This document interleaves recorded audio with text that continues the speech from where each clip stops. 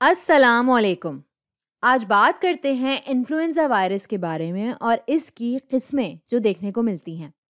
دراصل اس کی 3 قسمیں ہوتی ہیں، یا کہہ لیں کہ 3 مختلف خاندان یا فیملیز ہوتی ہیں انفلوئنزا کی، اور ہم بات کریں گے ہر ایک کی۔ ہم ان کے ڈفرینسز یا جو چیزیں ان میں مختلف ہیں ان کی بھی بات کریں گے۔ تو ہم یہاں ٹائپ یا قسم کی بات کرتے ہیں اور لکھتے ہیں یہاں ان کی قسمیں، یعنی ٹائپس۔ یہ ہے قسم اے یا ٹائپ اے، اور یہ سب سے عام ہے یا کامن ہے۔ اور جو ٹائپ بی اور ٹائپ سی ہیں آگے یہاں، ان کے بارے میں تھوڑی کم بات ہوتی ہے کیونکہ یہ ٹائپ اے کی طرح بہت عام نہیں ہوتی، لیکن ہم ان کی بات ضرور کریں گے ایک تسلسل کے لحاظ سے۔ تو پہلی چیز جس کی ہم بات کریں گے وہ ہیں سمٹمز، یعنی علامات۔ اگر آپ کو ان میں سے کوئی بھی انفلوئنزا وائرس ہوتا ہے تو ان کی کیا علامات ظاہر ہوں گی؟ تو یہاں ٹائپ اے میں وہ چیزیں ظاہر ہوں گی جو اکثر ہمیں دیکھنے کو ملتی ہیں جب بھی ہم بات کرتے ہیں فلو کی۔ کچھ ریسپریٹری سمٹمز یعنی ریسپریٹری علامات جیسے کھانسی، اور کچھ کانسٹیٹیوشنل سمٹمز بھی، اور یہ ہوگا بخار یا جسم میں درد جیسی چیزیں۔ اب یہاں ٹائپ بی کے لیے کافی ملتی جلتی چیزیں ہی آئیں گی۔ کبھی کبھی لوگ کہتے ہیں کہ ٹائپ بی جو ہے یہ تھوڑا ہلکا یا مائلڈ ہوتا ہے بنسبت ٹائپ اے کے، لیکن عام طور پر اگر دیکھا جائے تو ٹائپ اے اور ٹائپ بی میں تفریق کرنا تھوڑا سا مشکل ہوتا ہے۔ تو یہ ہیں پہلے 2۔ یہ عام طور پر وہی دیکھے جانے والی چیزیں ہیں جب بھی ہم بات کرتے ہیں فلو کے بارے میں، ریسپریٹری سمٹمز اور کانسٹیٹیوشنل سمٹمز۔ اب ٹائپ سی جو ہے یہ ہے تھوڑا سا مختلف، اس میں صرف اور صرف ہوتے ہیں ریسپریٹری سمٹمز۔ اب یہاں میں ہمیشہ کا لفظ استعمال نہیں کروں گی، لیکن ٹائپ سی اکثر اس میں ریسپریٹری سمٹمز ہی دیکھنے کو ملتے ہیں، ریسپریٹری سمٹمز ہی دیکھنے کو ملتے ہیں، اور یہ بھی ہلکا ہوتا ہے یا مائلڈ ہوتا ہے۔ شاید اس میں آپ کی ناک بند ہو اور گلا خراب ہو، لیکن باقی چیزیں نہیں ہوں گی، جسم کا درد یا بخار وغیرہ۔ تو یہ ہے ایک اہم فرق۔ جیسے جیسے میں آگے بڑھتی جاؤں گی میں ان چیزوں پر بھی ایسے گول دائرے بناتی جاؤں گی جو مجھے لگے گا تھوڑی دلچسپ ہیں یا اہمیت کی حامل ہیں۔ اور یہ چیز یہاں یہ میرے لیے تھوڑی سی دلچسپ ہے کیونکہ یہاں ہمارے پاس ایک مثال ہے انفلوئنزا ٹائپ سی کی، جو کہ ایسا سمٹم پیدا کر رہی ہے جو کہ عام طور پر جب بھی ہم بات کرتے ہیں فلو کی ہمیں دیکھنے کو نہیں ملتا، یا ہم فلو سے اس کو ایسوسیٹ نہیں کرتے یا فلو سے اس کو نہیں جوڑتے۔ اگر کسی کا گلا خراب ہے یا کسی کی ناک بہہ رہی ہے تو ہم سمجھیں گے کہ انہیں ہے کامن کولڈ۔ تو یہاں پر تھوڑا سا مشکل ہوتا ہے معاملہ۔ ہم نے جیسے پچھلی ویڈیو سے بات کی تھی کہ کس طرح موجود ہوتے ہیں کاپی کیٹ وائرسز، لیکن یہاں پر ہمارے پاس ایک مثال آتی ہے جو کہ اس بات کا الٹ ہے، اور وہ یہ کہ یہاں انفلوئنزا وائرس خود ہی وہ علامات ظاہر نہیں کر رہا ہے جسے ہم کلینکلی فلو کہتے ہیں۔ اچھا، اب اور دوسرے کون سے فرق ہیں ان ٹائپس میں جن کی ہم یہاں بات کر رہے ہیں؟ یہاں میں لکھ رہی ہوں ایپیڈیمک۔ ایپیڈیمک اس لفظ سے پریشان ہونے کی بالکل ضرورت نہیں ہے۔ یہاں ٹائپ اے اور ٹائپ بی دونوں ہی وجہ بن سکتی ہیں ایپیڈیمکس کی، لیکن ٹائپ سی نہیں۔ اب میں یہاں سمجھاتی ہوں کہ ایپیڈیمک سے کیا مراد ہے۔ یہاں آ گیا یہ گراف۔ اب سوچیں کہ یہاں نیچے ہے آپ کے پاس ایک سال پورا، یہاں آیا جنوری سے دسمبر تک، جنوری، فیبروری، مارچ، اپریل، مئی، جون، جولائی، اگست، سپٹمبر، اکتوبر، نومبر، دسمبر۔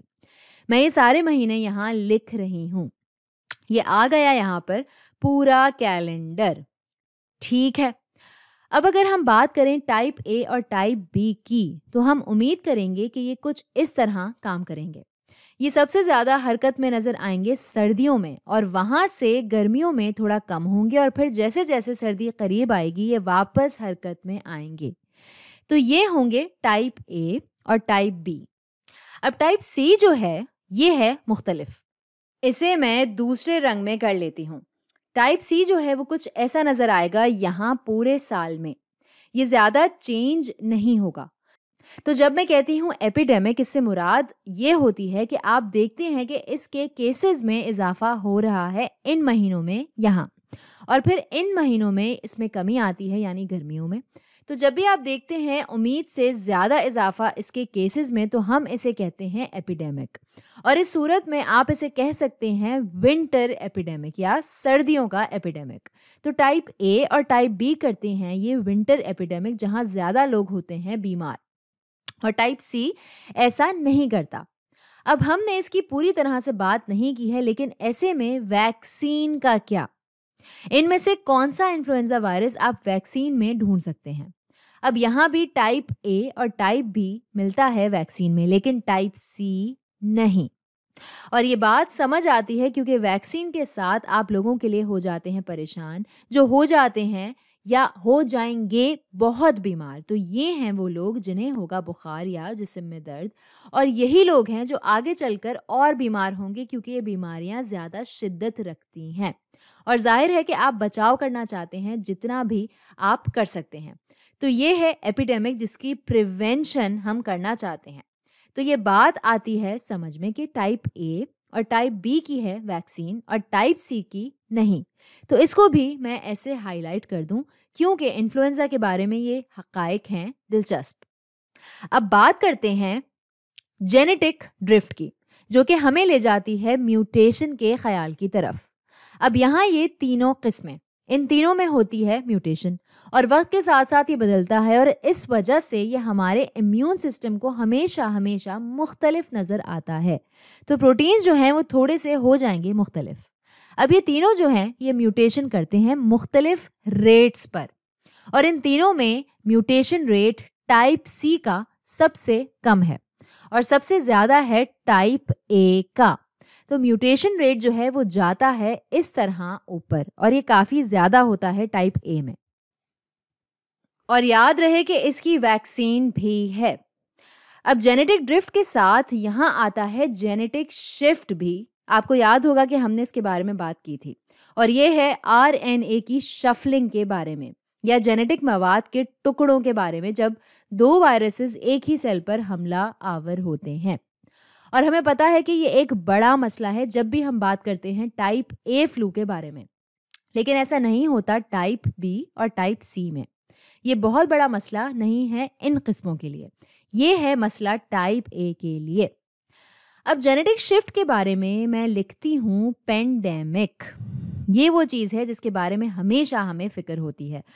ہم نہیں چاہتے کہ انفلوئنزا یا کوئی بھی وائرس بڑی آبادیوں میں پھیلے اور نقصان پہنچائے اور بہت لوگوں کی موت کا باعث بنے۔ اور ایک دفعہ پھر یہ آتا ہے ٹائپ اے میں ہی، اور یہ ہم نے پچھلے 100 سالوں میں بہت دفعہ دیکھا ہے۔ اور یہ مسئلہ نہیں ہے ٹائپ بی اور ٹائپ سی کا، اور یہ سیدھا تعلق رکھتا ہے جینیٹک شفٹ سے۔